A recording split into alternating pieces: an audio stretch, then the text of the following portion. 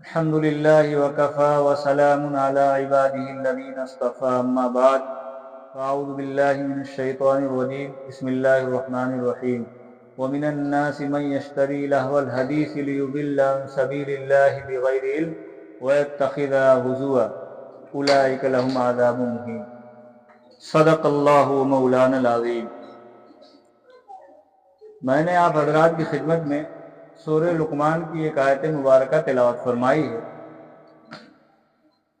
بہت نصیحت آمیز، بہت جامع قرآن کی یہ آیت ہے۔ اگر ہم نے اس کے مطابق آپ نے عمل کیا تو انشاءاللہ ہماری زندگی بن جائے گی۔ دائرہ اسلام میں رہ کر ہی آدمی سنور سکتا ہے، آدمی اپنی ایک کامیاب زندگی دنیا اور آخرت میں پا سکتا ہے، اور دائرہ اسلام سے خارج ہو کر چند دن کے لطف حاصل کر کے کوئی نتیجہ حاصل نہیں ہوگا۔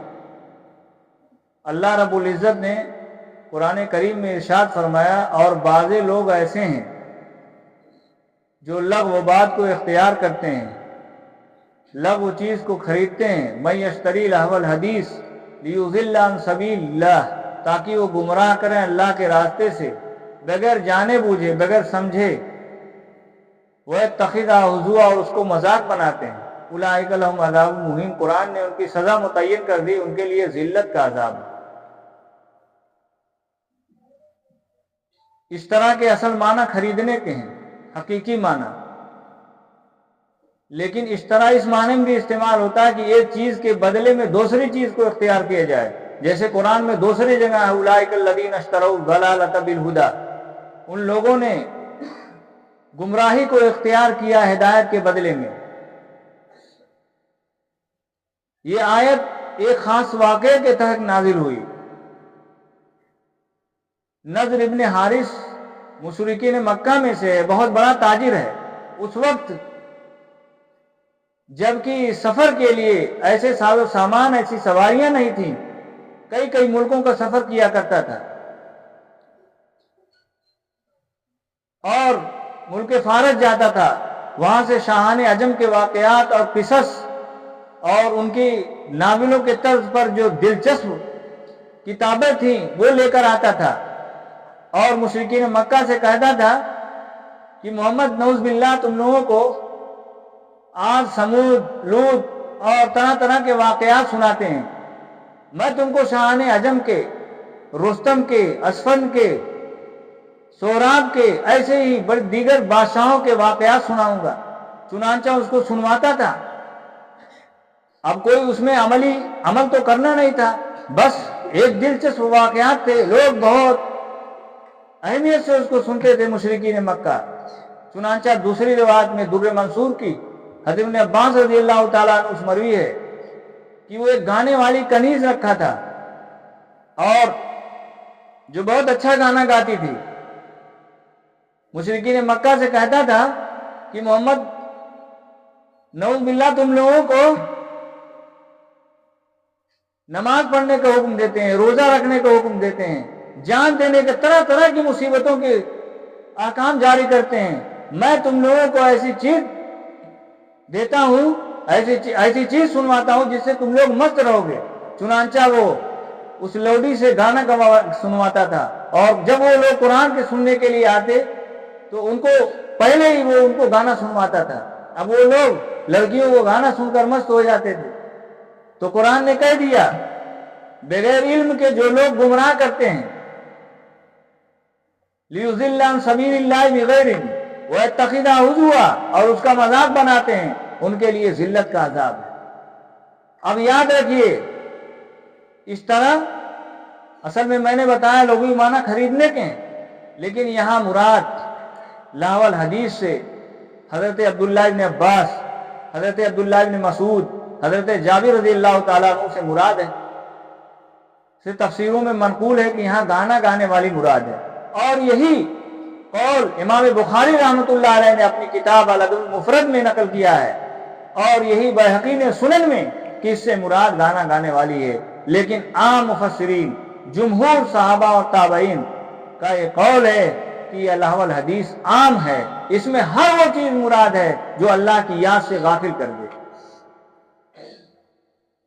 اب اس میں گانا بھی ہے، مزامیر بھی ہیں، اور جو چیزیں لہو الحدیث، جس چیز کا دنیا اور آخرت میں کوئی نفع نہ ہو وہ لہو الحدیث ہے۔ اب اس میں دو چیزیں ہیں، ہر لہو الحدیث، ہر لغو چیز وہ مذموم ہے، کم سے کم مکروہ تو ضروری ہے۔ اور اس میں تفصیل یہ ہے کہ اگر وہ خود گمراہیت کا سبب بنے اور دوسروں کو گمراہ کرنے کا سبب ہو تو حرام اور مکروہ ہے، جیسا کہ آیت مذکورہ میں آپ نے دیکھا وَمِنَ النَّاسِ مَن يَشْتَرِي لَهْوَ الْحَدِيثِ لِيُضِلَّ عَن سَبِيلِ اللَّهِ، وہ ناول کی طرز پر کتابوں کو لاتا تھا، وہ تاریخی واقعات بادشاہوں کے جھوٹے لاتا تھا، وہ گانا گانے والی عورتوں سے قرآن کے سننے سے آڑ بنتا تھا، تو ایک تو خود گمراہ ہوا اور دوسروں کو گمراہ کیا تو یہ کفر تک پہنچ گیا۔ ایسا لہو الحدیث، ایسا لغو کھیل بھی حرام ہے، ایسی لغو باتیں بھی حرام ہیں جو کفر تک پہنچ جائیں۔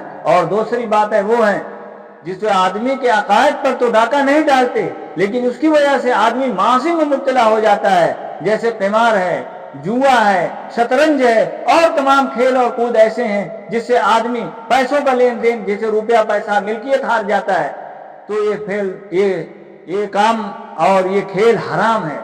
اور بہت سارے ایسے کھیل ہیں جو مکروہ ہیں، اپنے قیمتی وقت کو ضائع کرنا ہے۔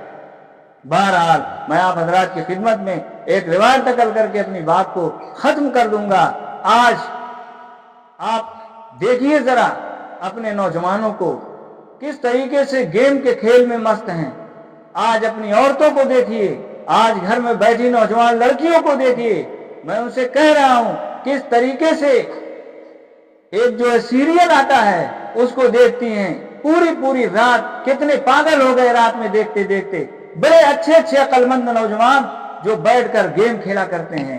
ذرا ان روایت کو پڑھیں گے اور چلتی دنیا کے حالات پر ایک نظر ڈالیں گے، اس کے بعد اپنا جائزہ لیں گے آیا ہم لوگ صحیح ہے کہ نہیں۔ حضرت ابو ہریرہ رضی اللہ تعالیٰ عنہ سے روایت ہے، قال رسول اللہ صلی اللہ علیہ وسلم اذا اتخذ الفی دولا، جب لوگ مال غنیمت کو اپنی شخصی میراث سمجھنے لگیں گے، اور جب امانت کو مال غنیمت سمجھنے لگیں گے، اور جب علم کو حاصل کریں گے دنیا طلبی کے لیے، اور جب زکوٰۃ کو تاوان سمجھنے لگیں گے، اور جب اپنے بیوی کی اطاعت اور فرما برداری کرنے لگیں گے اور ماؤں کی نافرمانیاں ہوں گی، اور جب اپنے دوست کو قریب بنائیں گے اور اپنے باپ کو دور کریں گے، مسجدوں میں شور و شغب ہوگا، جب قبیلے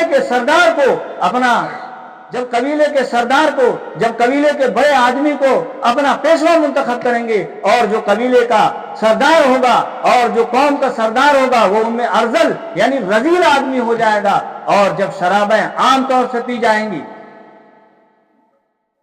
جب گانا گانے والی عورتیں اور گانے بازی کا عام رواج ہو جائے گا، تو اس وقت تم لوگ انتظار کرو سرخ آندھیوں کا، تم انتظار کرو سرخ آندھیوں کا، انتظار کرو زلزلوں کا، انتظار کرو کہ ایک کے بعد دیگر قیامت کی دوسری نشانیوں کا۔ جیسے ہار کی لڑی ہوتی ہے، جب ہار کی لڑی ٹوٹ جاتی ہے تو سارے موتی گر جاتے ہیں، اسی طریقے سے ایک کے بعد دیگر بڑی نشانیاں قیامت کی ظاہر ہوتی رہیں گی۔ اس روایت کو آپ پڑھیے، اور اس روایت کو پڑھنے کے بعد دنیا کو اپنے سامنے رکھیے، دیکھیے ہم لوگ گناہوں میں کس قدر لت پت۔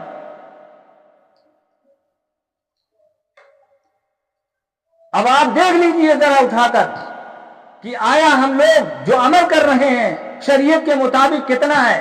کیا ماؤں کی نافرمانیاں نہیں ہو رہی؟ اگر آپ اپنے مدرسے سے چھوٹے، اگر آپ اپنے کسی کام سے فرصت پائے تو جا کر سے اپنی بیوی کے ہاں جاتے ہیں، کبھی ماں کی آپ نے خبر لیا کہ کیا ان کو کوئی تکلیف ہے یا وہ کس پریشانی میں ہے، یا ان کو کیا ضرورت ہے؟ تم کو کس لیے پالا تھا، کس دن کے لیے نوجوان کیا تھا؟ ہونا تو یہ چاہیے تھا کہ اپنے خون کے آخری قطرہ کو ان کے لیے بھی قربان کر دیتے، لیکن آج تم مہینے ہو جاتا وہاں جاتے نہیں۔ سب سے تو گاؤں میں بول رہے ہو، دوستوں سے یاری ہے، سب کچھ ہے، لیکن باپ وہیں ہے، چہرہ پھیر کر رخ پھیر کر تم چلے جاتے ہو۔ کیا ایسا نہیں ہے؟ حدیث پاک میں آتا ہے لوگ شرابوں کے نام کو بدل بدل کر پیئیں گے۔ آج طرح طرح سے شرابوں کے نام کو بدل کر پیا جا رہا ہے۔ آج دیکھ رہے ہیں گانوں بجانوں کی کس قدر کثرت ہے۔ آج وہ کریم الرجل اور شریر آدمیوں کا احترام اور اکرام کیا جائے گا ان کی شرارت سے بچنے کے لیے۔ آج قوم میں کوئی گنڈا اور بدماش آتا ہے اور لوگ جانتے ہیں کہ یہ آدمی کمینہ ہے، یہ آدمی رذیل ہے، اس کے باوجود اکرام اس کا کیا جاتا ہے، اس لیے کیا جاتا ہے تاکہ اس کے شر سے بچا جائے۔ اور 1400 سال پہلے نبی کریم صلی اللہ علیہ وسلم نے فرما دیا تھا ایسا ہوگا اور ہو رہا۔ ابھی ایک نیک صالح آدمی چلا جائے گا، پرہیزگار ہوگا، حدیثوں کا پڑھانے والا ہوگا، سر سے پاؤں تک علم جھلک رہا ہوگا، لیکن اس کی کوئی قدردانی نہیں ہے۔ لیکن ابھی ایک عام نیتا آ جائے، آپ مدرسوں میں اٹھا کر دیکھ لیجئے، اس کے لیے کرسیاں لگ جاتی ہیں، طرح طرح کے کھانے پینوں کی چیزیں آتی ہیں۔ کیا ہو رہا ہے؟ کیا قرب قیامت نہیں ہے؟ اگر اسی طریقے سے ہم لوگ آوارگی کرتے رہے اور اسی طریقے سے گناہوں پر مصر رہے اور اپنی عادتوں سے باز نہ آئے تو یاد رکھیے قیامت بہت دور نہیں ہے، کچھ چند نشانیاں بڑی بڑی باقی ہیں بس۔ اس لیے روایت کو بار بار پڑھیے اور غور کیجئے، اپنے حالات کا جائزہ لیجئے اور اس کو سدھارنے کی فکر کیجئے۔ اللہ ہم سب کو عمل کی توفیق عطا فرمائے۔ اگر ہم لوگ نہ لوٹے اپنی اصلی حالت کی طرف جو دائرہ اسلام ہے، جو شریعت ہے، اس کے مطابق نہ رہے تو مصیبتیں ٹوٹتی چلی جائیں گی۔ ابھی کوئی مصیبت نہیں ہے، لوگ کہتے ہیں ہاں کیا ہونے والا ہے آگے، مصیبت تو آنے والی ہے جس کو تم کبھی تصور بھی نہیں کیے تھے۔ اس لیے آج ہی سے توبہ کریں کہ انشاءاللہ اپنے جو گناہ ہیں، اپنے اندر جو کمیاں اور خامیاں ہیں اس کو دور کرنے کی ہم فکر کرتے ہیں، ساتھ میں اپنے ساتھ اپنے بھائیوں کو بھی جو کمیاں اور کوتاہیاں ہیں اس کو بھی دور کرنے کی فکر کرتے ہیں۔ اللہ ہم سب کو عمل کرنے کی توفیق عطا فرمائے۔ آمین۔ وآخر دعوانا الحمدللہ رب العالمین۔